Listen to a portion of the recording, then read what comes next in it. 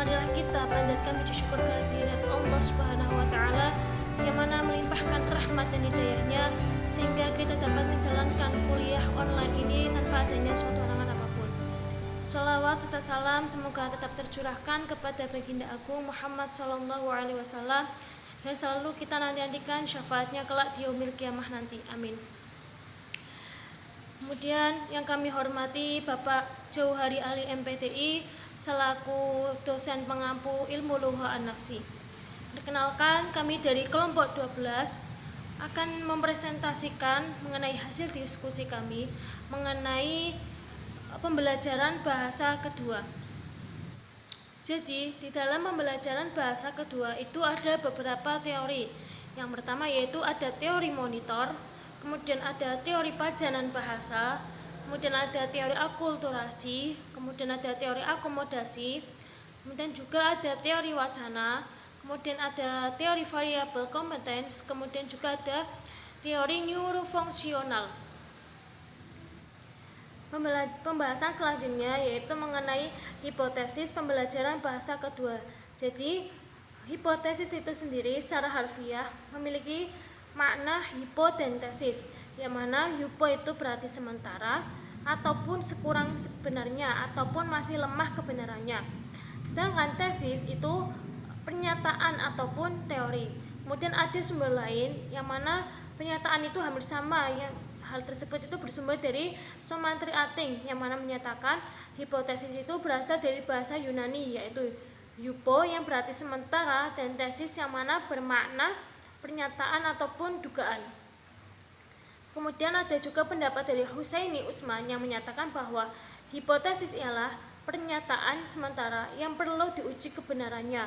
Kemudian pendapat dari Muhammad Ali menyatakan hipotesis adalah rumusan jawaban ataupun kesimpulan sementara yang harus diuji dengan data yang terkumpul melalui kegiatan penelitian. Kemudian pendapat Zuhairimi Arikunto menjelaskan bahwa hipotesis itu adalah suatu jawaban yang mana bersifat sementara terhadap permasalahan penelitian sampai terbukti melalui data-data yang terkumpul. Kemudian pembahasan mengenai pembelajaran itu sendiri adalah proses interaksi peserta didik dengan pendidik dan bersumber belajar pada suatu lingkungan belajar. Jadi pembelajaran itu merupakan bantuan yang diberikan pendidik agar dapat terjadi proses pemerolehan ilmu dan pengetahuan. Jadi penguasaan kemahiran dan tabiat serta pembentukan sikap ataupun kepercayaan pada peserta didik. Jadi dengan kata lain, pembelajaran adalah proses untuk membantu peserta didik agar dapat berjalan dengan baik.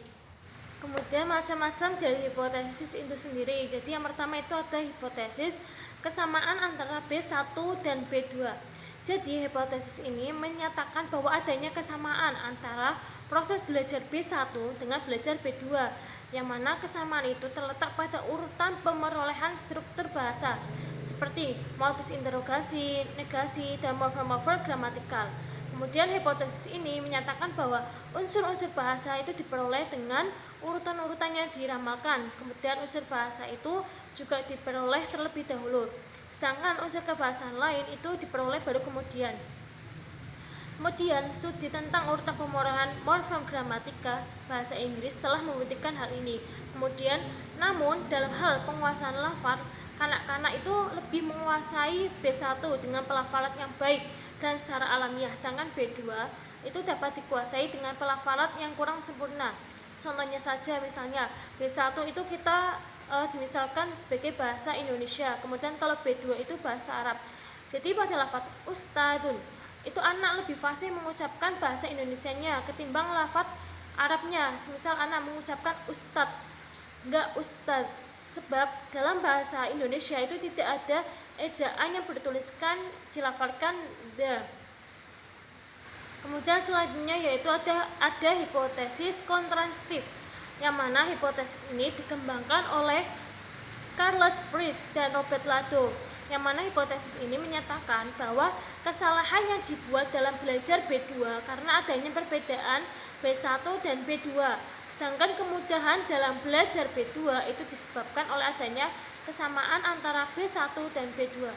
Jadi, adanya perbedaan antara B1 dan B2 itu akan menimbulkan kesulitan dalam belajar B2 yang mungkin juga akan menimbulkan kesalahan.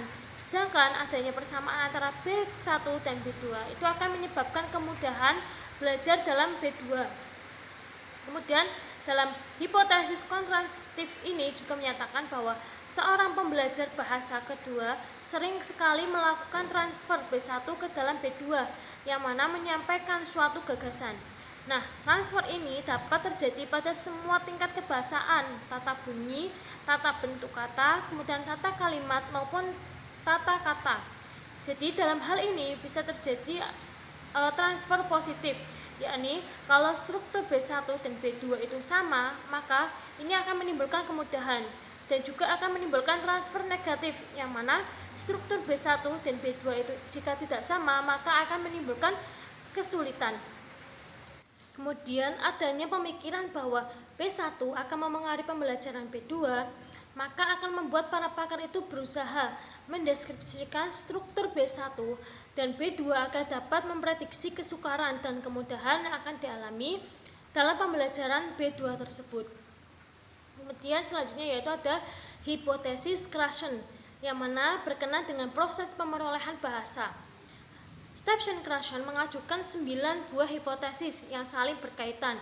Kesembilan itu adalah yang pertama ada hipotesis pemerolehan dan belajar. Pemerolehan adalah penguasaan suatu bahasa melalui cara bawah sadar ataupun alamiah dan terjadi tanpa kehendak yang terencana. Kemudian proses pemerolehan itu tidak melalui usaha belajar yang formal. Kemudian yang dimaksud dengan belajar tersebut adalah usaha sadar secara formal dan eksplisit yang mana menguasai bahasa yang dipelajari, terutama yang berkenaan dengan kaidah-kaidah bahasa.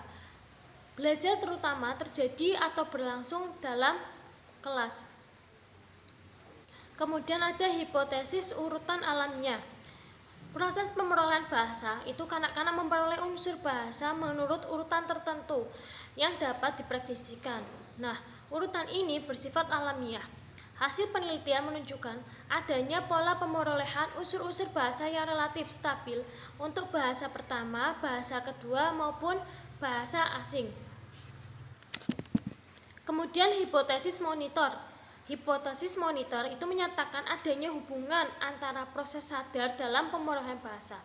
Jadi proses sadar ini menghasilkan hasil belajar dan proses bawah sadar yang mana menghasilkan pemerolehan. Nah, semua kaidah tata bahasa yang kita hafalkan tidak selalu membantu kelancaran dalam berbicara. Kaidah tata bahasa yang kuasai ini hanya berfungsi sebagai monitor saja dalam pelaksanaan berbahasa. Jadi, ada hubungan yang erat antara hipotesis monitor ini dengan hipotesis pertama, yakni mengenai tentang pemerolehan dan belajar. Nah, pemerolehan akan menghasilkan pengetahuan secara implisit, sedangkan belajar itu akan menghasilkan pengetahuan eksplisit tentang aturan-aturan tata bahasa. Kemudian ada hipotesis masukan.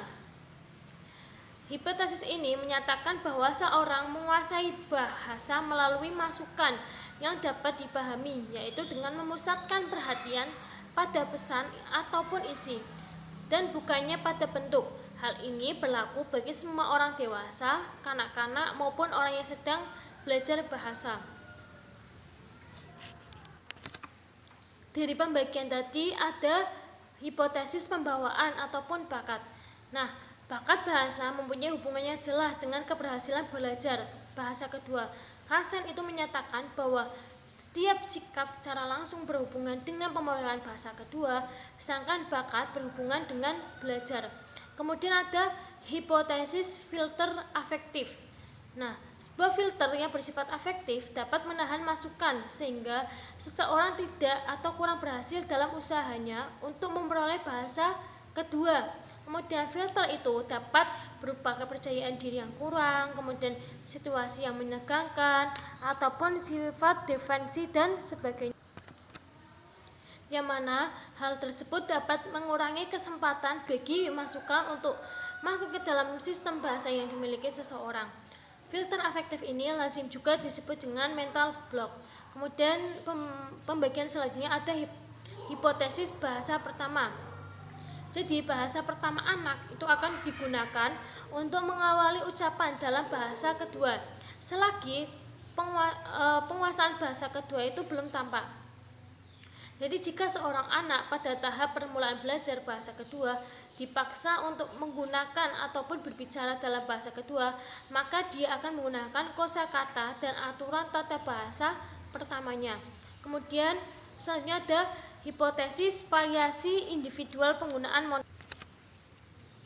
Nah, hipotesis ini berkaitan dengan hipotesis ketiga, yakni hipotesis monitor, yang mana menyatakan bahwa cara seseorang memonitor penggunaan bahasa yang dipelajarinya ternyata bervariasi.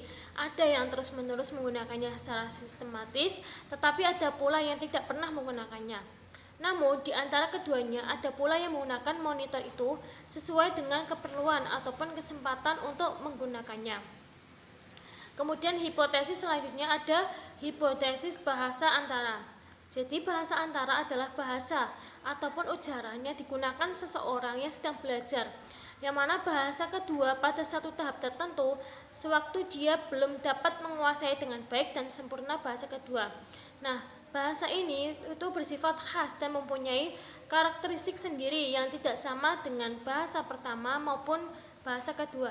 Tampaknya semacam perpindahan dari bahasa pertama ke bahasa kedua. Kemudian bahasa antara ini merupakan produk dari strategi seorang dalam belajar bahasa kedua. Maksudnya, bahasa ini merupakan kumpulan ataupun akumulasi yang terus-menerus dari suatu proses pembentukan penguasaan bahasa.